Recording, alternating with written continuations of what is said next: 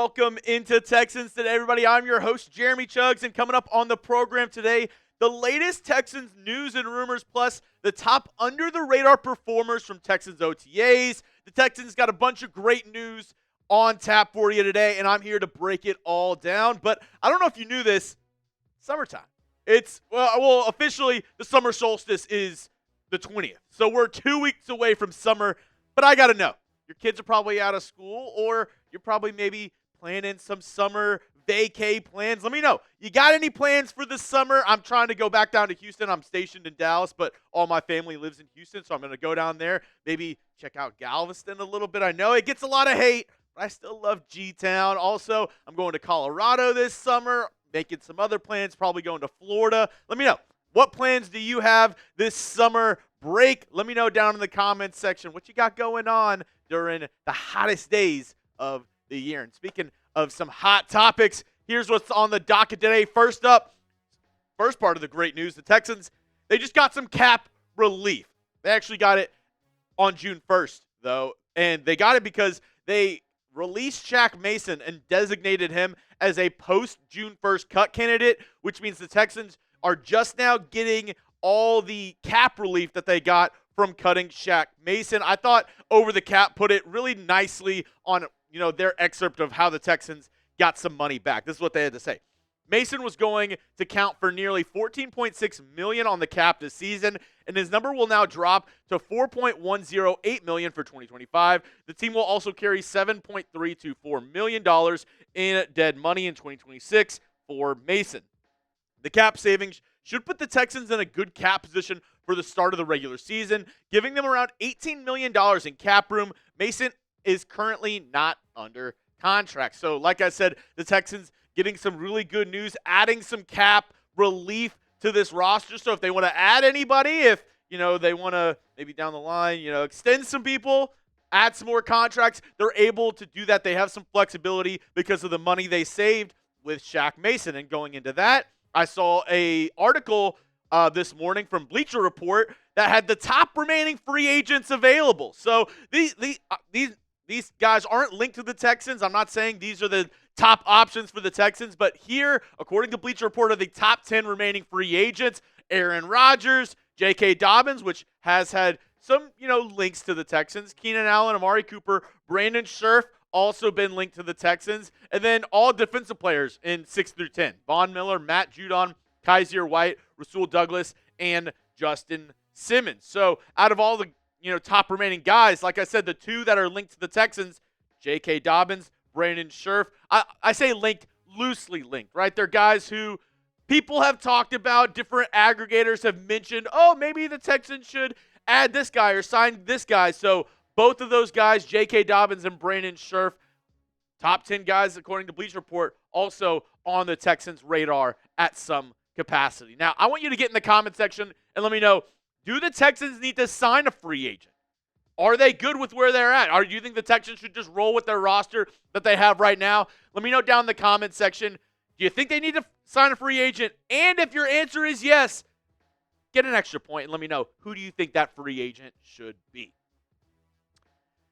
Next up on the show, more Texans trade ideas, rumors going around the rumor mill. I know this is probably some people's least favorite part of this program is whenever I talk about rumors, whenever I talk about trade rumors, but they keep on popping up, so I'm at least going to mention them on the show. If you're one of those people that only want the news, maybe just, fast forward a minute or just close your ears for the next minute while I talk about this, because Mike Florio once again linked the Houston Texans to Tyreek Hill. And I'm not going to spend too much time on this because I've actually broken this down multiple times on the show before. If you don't believe me, here's the thumbnail of one of my videos that I did about a month ago talking about Tyreek Hill being linked to the Houston Texans.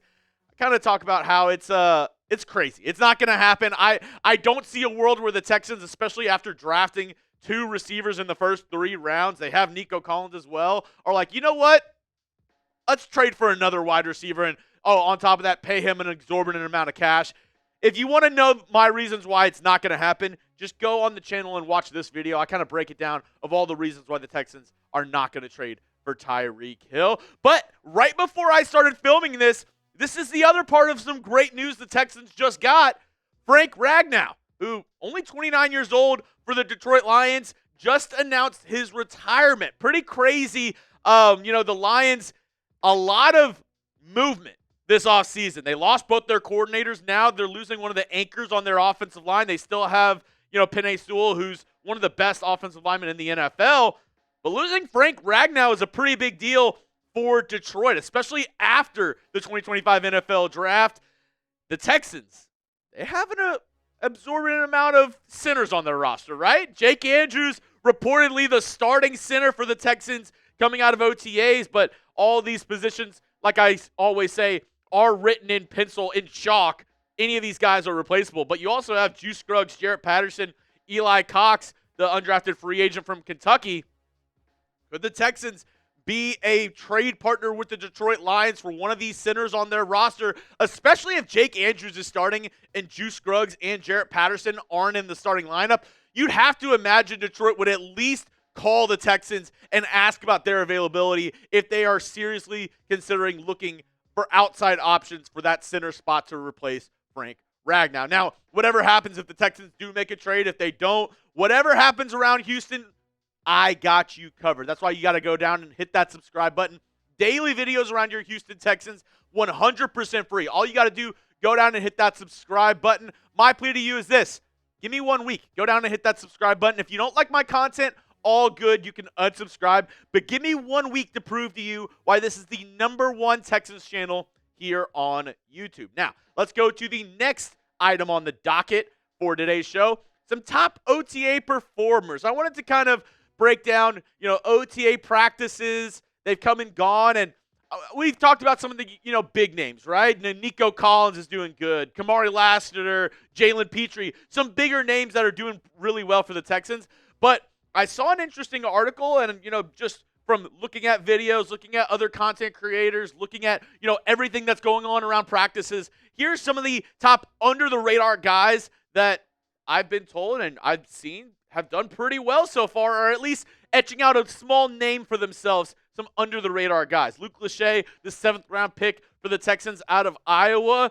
Obviously, Nick Caley loves himself some tight ends. And with his skill set, his abilities, could be somewhat of a performer for the Texans this year in a very mixed bag of tight ends, right? There's nobody that's kind of set themselves up, set themselves far above the pack, including Dalton Schultz, but could be a name. Also, Jared Wayne, somebody who, and I know you're going to roll your eyes and be like, Jeremy, you just told us that the Texans drafted 2 wide receivers in the first 3 rounds. Why are we talking about Jared Wayne?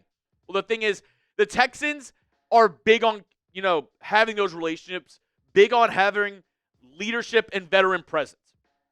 I know you're like Jared Wayne rolling your eyes, but could he be the next Robert Woods? Could he be the next veteran receiver that this coaching staff, that DeMeco Ryans truly trusts and adds on as that 6th, 7th wide receiver that, shocks a lot of people and ends up, pushing somebody else, even a Xavier Hutchinson, out the way. Jaylon Thomas, an offensive lineman who I haven't really talked about much on the show before, but somebody who has been getting a lot of reps on the interior, somebody who hasn't been able to stay healthy during his NFL career.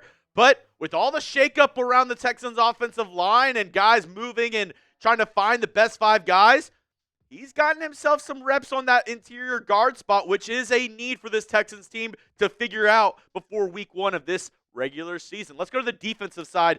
Dylan Horton, defensive end, another guy on this Texans team who admirably has battled cancer. F you to cancer in the chat right now. Fuck cancer. Dylan Horton, he was able to beat it, and he's really shown, like, last offseason, he came in and obviously was still dealing with some of the effects of, battling cancer, but from all reports has looked bigger, healthier, stronger this offseason. There's a lot of talent in that defensive end D-line room, but Dylan Horton can still manage to have a spot on this roster if he shows out during this training camp preseason portion of the Texans offseason. EJ Speed, the newest added Texans linebacker, maybe the least under the radar guy, but with Christian Harris not playing, with Henry To'o being in the trainer's room during OTAs, we got to see a lot more speed out there on the field for this Texans defense. And then Jaylen Reed, a 6th-round rookie from Penn State, and a lot of people are saying one of the steals of the draft because a lot of people were surprised that he dropped all that way to the Houston Texans. And I know this secondary is uber talented with Kalen Bullock, CJ Gardner-Johnson. You have Jalen Petrie. There's not really a ton of wiggle room within the safeties for this Houston Texans team, but Jaylen Reed can immediately be a contributor on special teams and be somebody who's kind of waiting in the wings and add some good depth to this Texans secondary. Now, I have one more story on the docket for today, but Father's Day is right around the corner, and if you haven't gotten your dad anything yet, he doesn't want a hammer. I'm telling you this. He doesn't want a toolkit. He wants you to go to chatsports.com/TexansDad and get something for his garage. Maybe get a new Texans jersey. Maybe get a photo frame. Best dad ever? All those and more are available with our friends over at Fanatics. All you got to do is go to this link, chatsports.com/TexansDad. That will be in the comment section and description of today's video. Don't wait last minute. Don't be that guy who's going to Home Depot or Lowe's the day before Father's Day and trying to, mismatch some gift together to get your dad. Put some thought into it. Get it ahead of time, and don't worry about it in the future. Just go to this link right here and get your dad some cool Texans gear. Now, last on the show, we just want to kind of break down some news around the NFL, some stuff that I've been seeing from different articles. One interesting thing that I saw from Bleacher Report this past weekend was talking about the Tennessee Titans' Cam Ward and how, I don't even know how this is even a headline, but somehow Cam Ward might not start this season. I'll believe it when I see it. I still have Cam Ward inked in as the Titans QB1, but Bleacher Report thinks otherwise. This is what they had to say after OTAs. Number 1 overall pick Cam Ward was reportedly just 3 for 7 in 2 team periods in Wednesday's practice, and it doesn't appear he's been guaranteed much with Will Levis still in the mix at quarterback in Tennessee. The two have split reps thus far. I don't think it's a huge story. I don't think it's a big deal, but just something to consider with an AFC South foe. Another story that's been around for the past week, unless you've been living under a rock, Stephon Diggs with the Patriots has been causing a lot of trouble. Not at the start of OTAs, was seen on a boat with a lot of dancers. I'll just say that, a lot of dancers.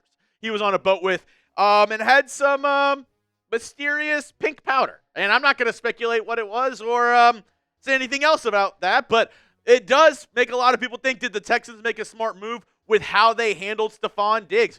They got a lot of, bad press after they traded for Stephon Diggs. They spent a second-round pick to bring him to Houston, and then they restructured his contract to basically make it a one-year deal in Houston. He was a free agent this offseason, went somewhere else, cashed in with the New England Patriots, and a lot of people were kind of shitting on the Texans when that happened. But now it's kind of looking like, maybe they made the smart move. And I'm not saying the Texans, Stephon Diggs, they dodged a huge bullet here, saying like, the Texans, they knew Stephon Diggs was a bad guy. Because honestly, with his time in Houston, I think he was a great locker room presence, was good with the guys, with Tank Dell, with Nico Collins in the offseason, really helping them out. He seemed like a really, good teammate, good guy in Houston. So that's all I'm going to base it off. But reporting for OTAs apparently today for the Patriots, but causing a little bit of a headache up there in Foxborough. And the last one, let's go back to the AFC South and talk about Travis Hunter, because it looks like he's going to be mostly playing on offense. All the talk has been, a two-way player. How's he going to do it? How is he going to do it? Throughout OTAs, he's been right alongside Brian Thomas Jr. as the wide receiver too, and it seems like he's been getting a lot more snaps on offense than he has been on defense. Now, that's not saying he's going to be mainly on offense or mainly on defense. I don't know how the Jaguars plan on implementing the former Colorado star, but just something to be notable about. And he definitely likes to have fun. He's a guy, there's been his critics out there, from practice, him in the lines and stuff. Well, Brian Thomas Jr. seems to be more focused, but just something to keep your eye on, because we're going to play the Jaguars twice this year. And I want to know how they're going to implement Travis Hunter and how we're going to absolutely destroy him 2 times during the regular season. All right, I know, a jam-packed show for you today. That's all I got for you on tap. If you want to continue the conversation, you can always hit me up on Twitter at Jeremy Chuggs. My DMs are always open.